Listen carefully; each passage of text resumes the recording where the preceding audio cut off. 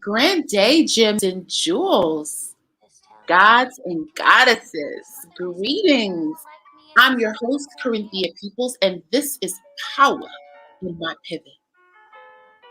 Power in My Pivot is a live broadcast where we discuss how ordinary people such as you and I become extraordinary in our own right through the power of pivoting, turning and changing our lives from the prescribed formula that some kind of way society and reality has placed upon us.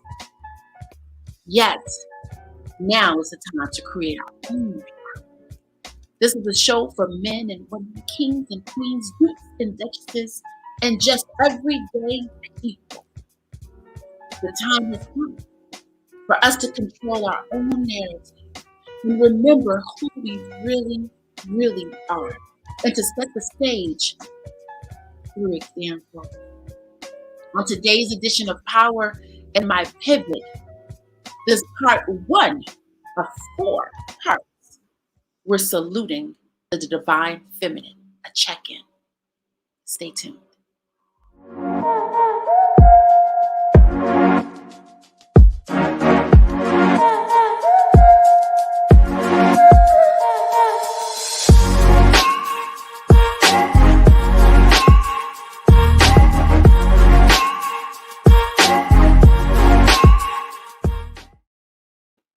Welcome back. Welcome back.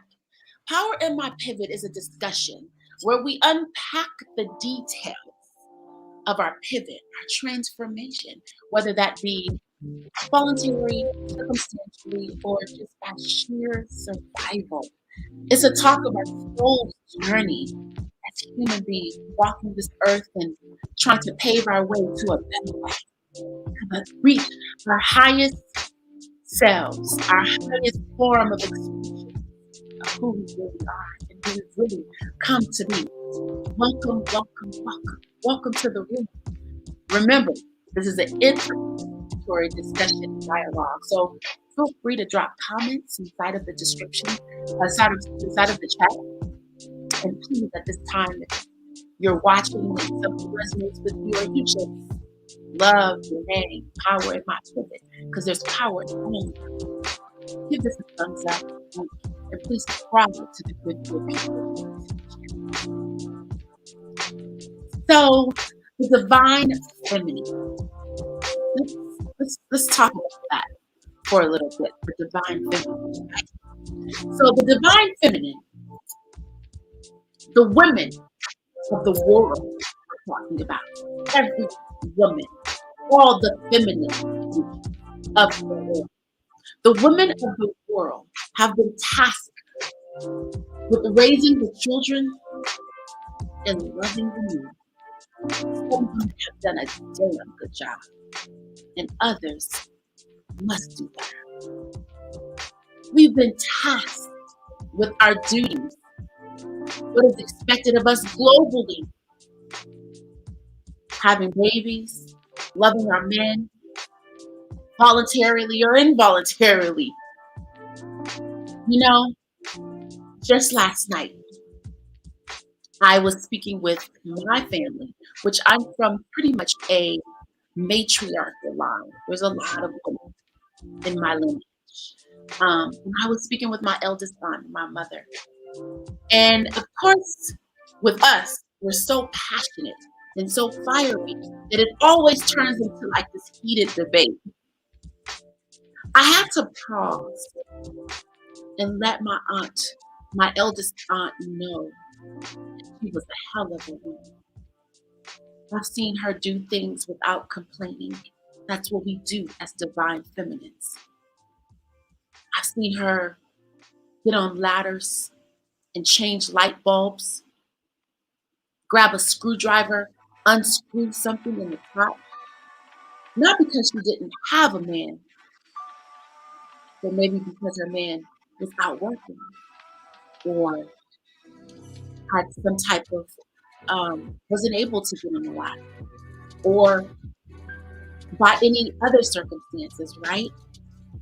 So We've been tasked with a lot, the divine feminine, and we do it without complaint.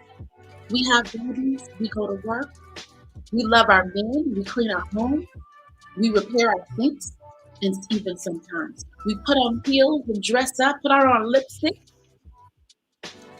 be a woman, cross our legs, sip on our juice, feed our babies, feed our families, and many times we do not flinch with complaint nor weariness. Yet we're tender beings. We may do all the things, we may do all the things and do them effortlessly, where it looks like it just comes natural, which it does. However, on the inside, there's this tenderness of the divine feminine. No matter how strong, no matter how resilient, matter how brave, no matter how courageous, no matter how much we do, there is this tenderness on the inside of us that's so tender, that's so sensitive, that's so woman, that's so pink, that's so flowery. That is a flower, a delicate, beautiful flower on the inside of the divine feminine. How powerful we were made to be. Well, there is how tender we were made to be also. Who consults the power of the woman? Sometimes it's her counterpart, oftentimes it's spirit. Whatever spirit she calls for, whatever spirit she pulls from, often it's her spirit. I often ask, who loves the strong? Who cares for the strong? And many times that's been resilient women. On this day and at this time, I salute the divine feminine in every single woman. And like I said, many of us have done a hell of a job, and others need to do better. Grab a feminine, hold her tight. If you need help, ask for help. If you need a shoulder, ask for a shoulder. Divine feminine, I am here to salute you and salute you in your own right. You know, I was thinking like, I'm going to lift up the divine feminine. What will that do to the men? Like, how should I consider the men? And what I realized is that by me saluting the divine feminine, it salutes the divine masculine, because without one, there can't be the other. However, the divine feminine is the vessel that brings forth the life. Yes, we need our counterpart.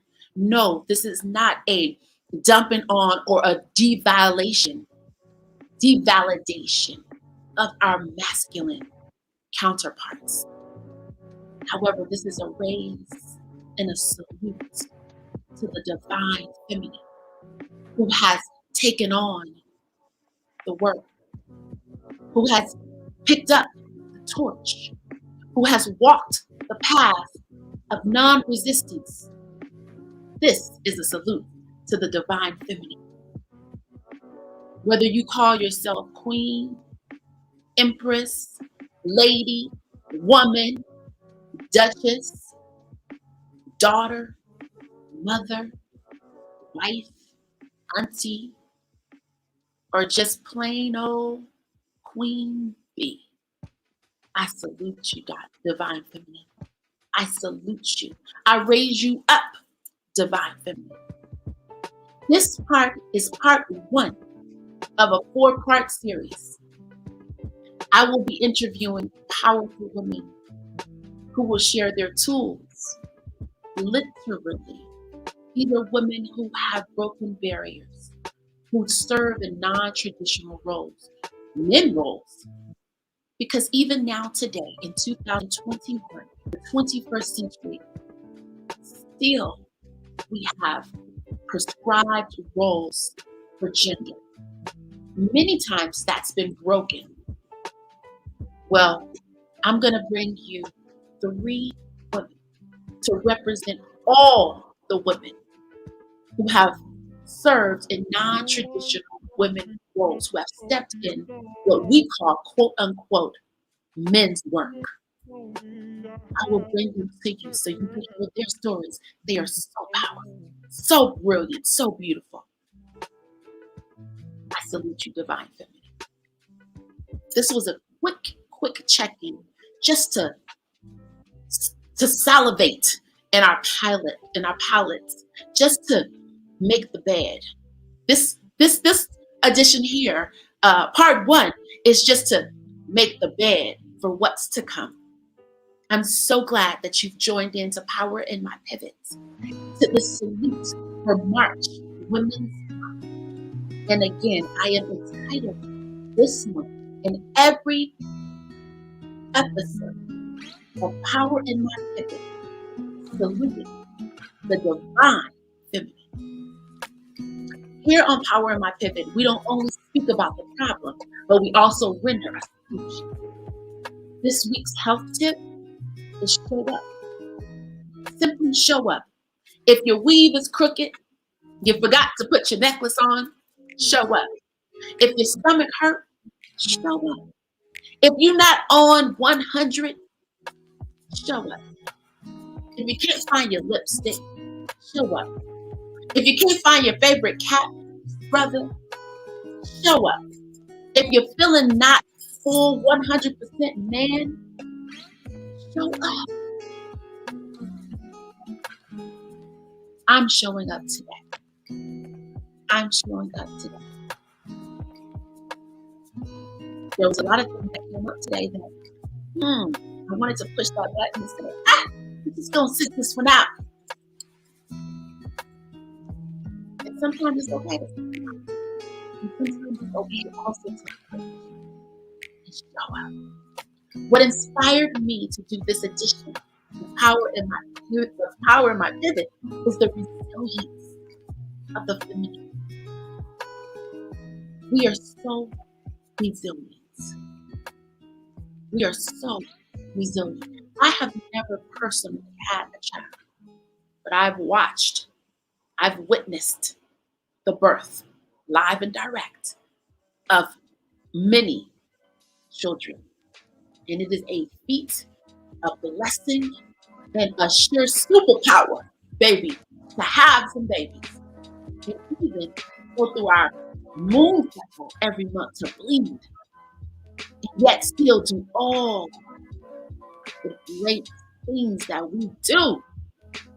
Again, I salute the Divine Feminine. In closing, Power in My Pivot is a live broadcast that happens every Saturday, especially for the month of March, at 11 a.m. Pacific Standard, 1 Central, and 2 Eastern. This is a show, again, for kings and queens. Queens, kings, and queens, let's pivot from basic to bona fide, and always remember that nobody is better than you, and you're no better than nobody.